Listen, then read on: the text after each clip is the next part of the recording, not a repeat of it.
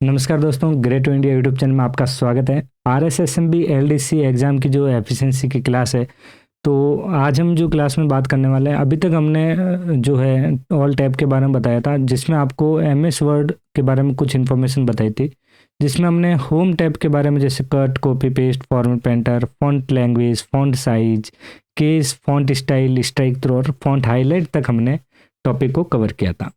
आज हम इससे आगे कंटिन्यू करने वाले हैं दोस्तों। 2 दिन क्लास नहीं हो पाई, किसी कारणवश मैं बाहर चला गया, तो आज हम कंटिन्यू क्लास करेंगे, रेगुलर क्लास रहेगी। तो देखिए, तो आज अपना टॉपिक, अभी तक हमने ये बार वाला ऑप्शन जैसे वापस यहाँ पे देख लीजिए, अभी तक हमने बोल्ड, डिटेलिक, अंडरलाइन के बारे में, तो यहाँ पे इंफॉर्मेशन हमने यूज की थी, कौन सा टॉपिक कहाँ से क्वेश्चन आता है वो। ओके, तो चलो अभी स्टार्ट करते हैं आगे कंटिन्यू। तो देखिए, तो अभी आपको यहाँ पे ध्यान रखना है फॉन्ट के बारे में ही। देखिए, अब फॉन्ट इफेक्ट के बारे में ध्यान रखना है कि फॉन्ट इफेक्ट कौन कौन से है।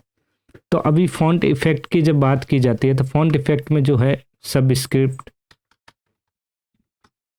सुपरस्क्रिप्ट, ये ध्यान रखना है। सुपरस्क्रिप्ट, फिर यहाँ पे स्ट्राइक थ्रो है,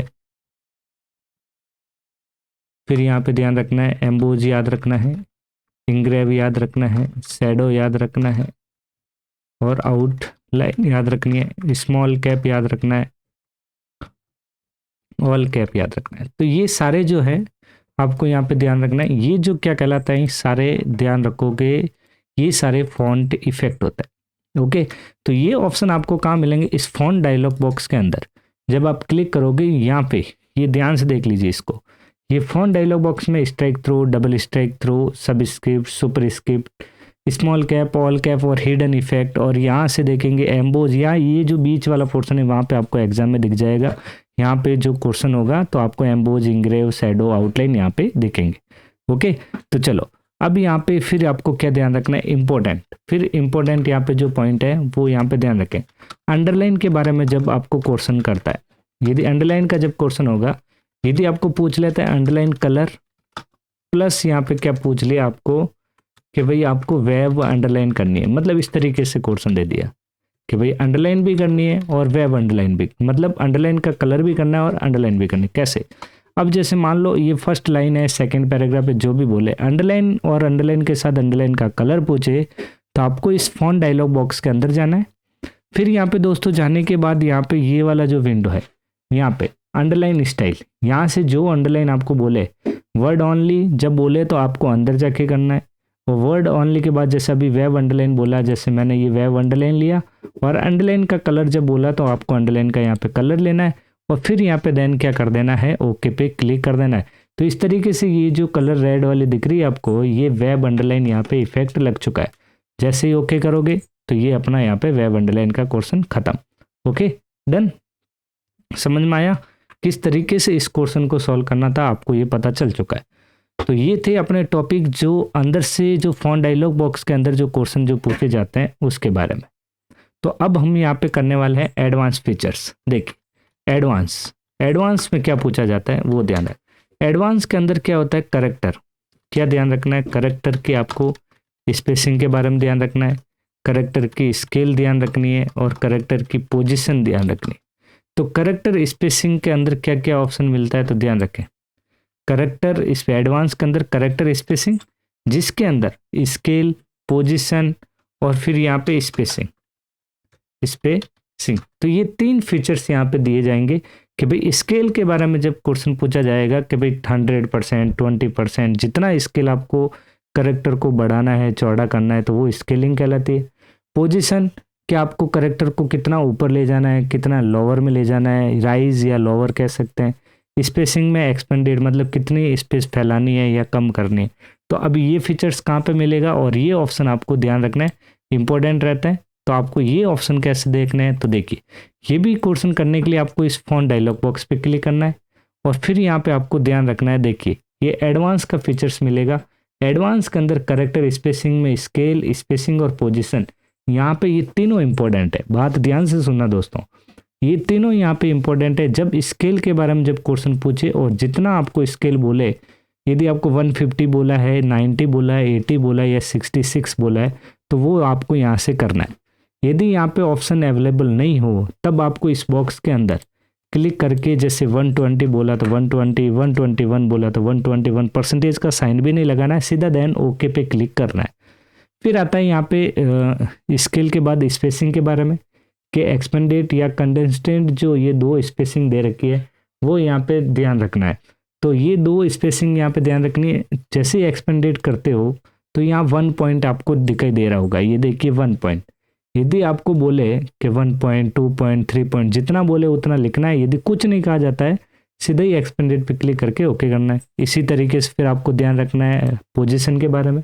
तो पोजीशन कितनी है, 2 टाइप की, एक है यहाँ पे राइज और एक हो गया यहाँ पे लोअर। तो यहाँ पे राइज जो भी बोला उस पर क्लिक करें, जितना पॉइंट बोला उतना यहाँ लिखना है। यदि कुछ नहीं बोला तो डायरेक्ट सिर्फ आपको देन ओके पे यहाँ पे क्लिक कर देना है। ओके दोस्तों, तो ये थी अपने 3 पोजीशन के बारे में। तो आपको इतना ध्यान रखना है जिससे अपना फॉन्ट डायलॉग बॉक्स कंप्लीट हो जाता है दोस्तों। तो ये अभी अपना फॉन्ट डायलॉग बॉक्स कंप्लीट हो चुका है आज। ठीक है, चलो आज ही इसी में कंटिन्यू करने वाले हम पैराग्राफ के बारे में। तो देखिए पैराग्राफ ग्रुप के अंदर आपको क्या चीज ध्यान रखनी है। देखिए पैराग्राफ ग्रुप की जब बात की जाती है तो देखिए पैराग्राफ ग्रुप के अंदर जो बात की जाएगी, यहाँ पे देखें पैराग्राफ ग्रुप के अंदर, तो पैराग्राफ ग्रुप के अंदर जो पूछा जाता है सबसे पहला ऑप्शन बुलेट्स, कि भाई बुलेट्स कौन कौन है। नॉर्मली आपको बुलेट्स डिस्क है, स्क्वायर है, सर्कल है, ये तो ध्यान रखना ही है। ओके, उसके अलावा अपर केस में यदि कह देते हैं, स्मॉल लेटर में कह देता है, नंबरिंग में 1 2 3 बोल देता है, तो आपको इस तरीके से ये ध्यान रखना है नंबरिंग में। ओके, चलो फिर इसी तरीके से आपको बुलेट्स के बाद ध्यान रखना है अलाइनमेंट के बारे में। किसके बारे में, अलाइनमेंट के बारे में। अलाइनमेंट कौन कौन से होता है, एक लेफ्ट होता है, एक राइट होता है, फिर एक सेंटर होता है और जस्टिफाई होता है। एग्जाम में पोर्शन पूछ लेता है लेफ्ट एंड राइट, ध्यान रखें left and right both side यदि इक्वल पूछे तो आपको कौन सा ऑप्शन यूज किया जाता है, यहाँ पे जस्टिफाई ऑप्शन यूज किया जाता है जब बोथ साइड इक्वल पूछा जाता है। ये ध्यान रखना है। यदि आपको बोल दिया बोथ साइड नॉट इक्वल, तब हम किसका यूज करते हैं, वापस देखिए तो बोथ साइड नॉट इक्वल तब किसका यूज किया जाता है, तो आपको ध्यान रखना है सेंटर ऑप्शन का यूज किया जाता है। तो ये पॉइंट अपने दोनों इंपॉर्टेंट रहेंगे जो यहाँ पे आपको ऑप्शन मिलेंगे अलाइनमेंट के अंदर। अलाइनमेंट के जस्ट बाद में लाइन स्पेसिंग, कि भाई लाइन स्पेसिंग, अभी इससे पहले हमने किया था करेक्टर स्पेसिंग के बारे में। तो लाइन स्पेसिंग कौन कौन सी है वो आपको यहाँ पे ध्यान रखना है। देखिए अभी अपने 2 या 3 दिन जो भी लगते हैं कंटेंट समझने में, उसके बाद हम यहाँ पे क्वेश्चंस करेंगे। ओके, तो कंटिन्यू आप 2-3 दिन की क्लास लें, फिर उसके बाद कंटिन्यू क्वेश्चन करने वाले हम। देखिए लाइन स्पेसिंग कौन कौन सी, सिंगल लाइन स्पेसिंग, यदि डबल लाइन पूछे तो डबल लाइन स्पेसिंग ध्यान रखना है। फिर एट लिस्ट याद रखना है, मल्टीपल याद रखना है, एग्जैक्टली याद रखना है। तो ये सारे जो होते हैं लाइन स्पेसिंग होता है। तो आपको single, double, at least, multiple, exactly जितना जो बोले उतना लेना है, उसके बाद नहीं बोले तो नहीं लेना है। तो यहाँ पे हम विंडो को समझते हैं यहाँ से, ये वाला देखिए यहाँ से ये बुलेट्स लाइब्रेरी है जिसमें आपको ये डिस्क है, ये सर्कल है और ये स्क्वायर है। फिर यहाँ पे नंबरिंग के बारे में बोले तो यहाँ पे ये नंबर वाला हो गया, कैपिटल वाला हो गया और स्मॉल लेटर वाला भी यहाँ पे ये हो गया। ओके, ये तीनों ध्यान रखना है। फिर यहाँ बुलेट लाइब्रेरी के जस्ट बाद में देखें तो ये चारों एलिमेंट है, जो ये लेफ्ट का है, ये राइट सेंटर एलिमेंट है, और फिर ये यहाँ पे राइट एलिमेंट हो गया और ये जस्टिफाई। ओके, ये हमेशा पैराग्राफ सेलेक्ट करने के बाद ही होता है। लाइन स्पेसिंग की बात करें तो ये लाइन स्पेसिंग यहाँ पे इतनी देखेगी। यदि आपको सिंपली तौर पे बोला लाइन स्पेसिंग 2.5 करें तो आपको सीधा ही 2.5 पे आके क्लिक कर देना है। ओके, और यदि आपको सॉरी, यदि आपको लाइन स्पेसिंग बोला है 1.5 तो 1.5 कर देना है। यदि इससे ही एडवांस क्वेश्चन जब at least, double, multiple, exactly कुछ भी पूछे तो आपको लाइन स्पेसिंग ऑप्शन पे क्लिक करना है। फिर देन ये वाला बॉक्स ओपन होगा, तो ये वाले सारे फीचर्स यहाँ पे ध्यान रखना है, सिंगल है, डबल है, एट लिस्ट और एग्जैक्टली और मल्टीपल। ओके दोस्तों, तो एक बार ये नोट डाउन कर लीजिए, फिर हम कंटिन्यू करते हैं।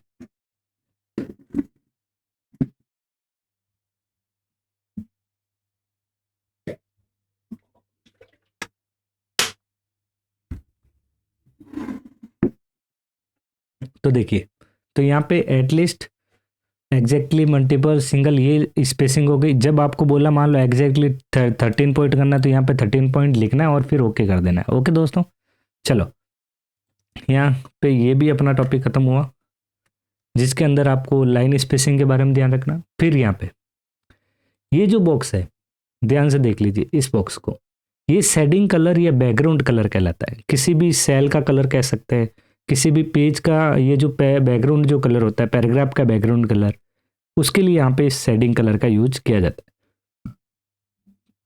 यहाँ पे जो कलर पूछा है वो कलर यहाँ पे कर देना है।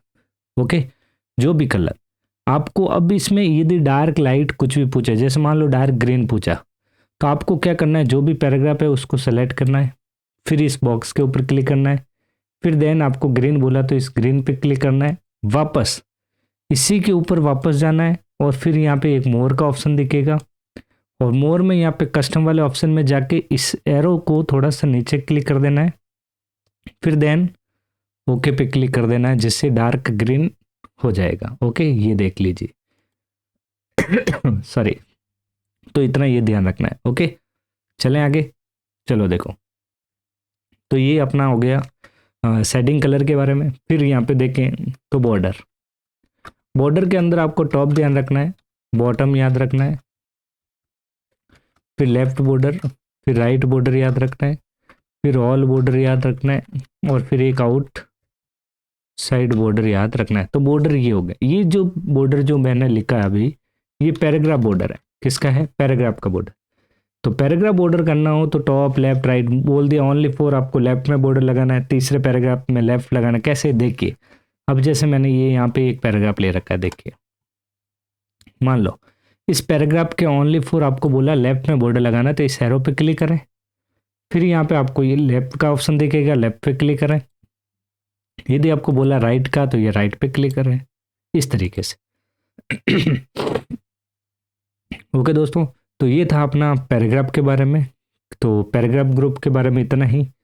फिर हम कंटिन्यू करने वाले हैं पैराग्राफ ग्रुप के बाद नेक्स्ट जो फाइंड एंड रिप्लेस के बारे में, पैराग्राफ ग्रुप के अंदर जो इन्फॉर्मेशन है वो करेंगे। तो आज की क्लास मैं यही समाप्त करता हूँ। यदि आपको क्लास अच्छी लगी हो तो चैनल को लाइक शेयर और सब्सक्राइब जरूर करें, जिससे आपको नेक्स्ट क्लास का नोटिफिकेशन आपको जल्दी यहाँ पे मिल सके। तो आज के लिए इतना ही, मिलते हैं नेक्स्ट क्लास में जल्दी। Thank you.